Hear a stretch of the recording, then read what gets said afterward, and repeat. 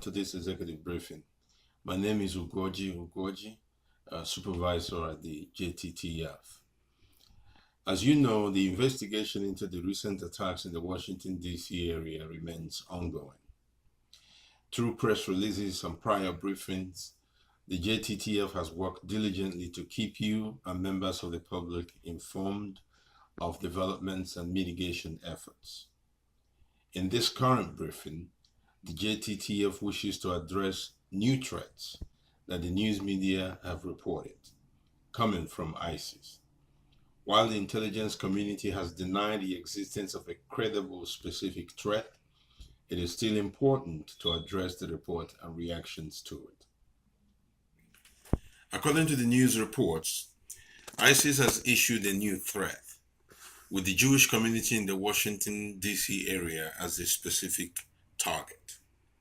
This report and others like it have created tension between Muslim communities and protesters demonstrating against terrorism across the country.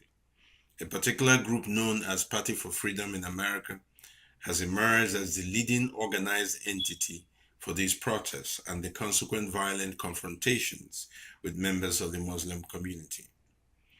In light of the reported threat and this tension, it is important to note that the planned solidarity rally by the Jewish Community Relations Council of Greater Washington, D.C. area poses a challenge that we must be prepared to meet. The rally, which has received permit, will start in the Foggy Bottom area, make stops at the IMF, the World Bank, the Department of State, and end at the Lincoln Memorial. The challenge we are prepared to meet is to preserve the rights of protests and rallies while maintaining peace and security for all citizens, including our citizens who are Muslims. Please pass on the message that those who do not have any need to be in these areas on the day of the rally, we recommend that they avoid the area during the hours of the rally. We also urge all those who will participate in the rally to do so while abiding with the laws and respecting the rights of others. Further, these reports of attacks and threats of attacks have shaken the confidence of Americans in the ability of the security agencies to protect the country. Reports and studies suggest both a rise in fear of terrorism and a decline in confidence in America's ability to protect her citizens. The JTTF will work with the White House to develop a crisis communication plan.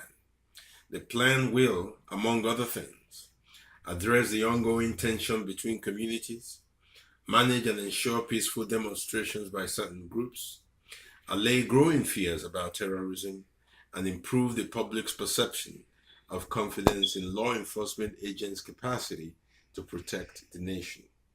The plan will also include policies and procedures that the communication team members must follow when communicating internally and externally. Now, finally, to members of the media. We understand the need to report on security issues. The JTTF recognizes the important role you play in our national life, and especially in the dissemination of information regarding security and safety challenges. Please keep in mind, however, that one of the goals of terrorism is to sow seeds of fear and anxiety among the populace.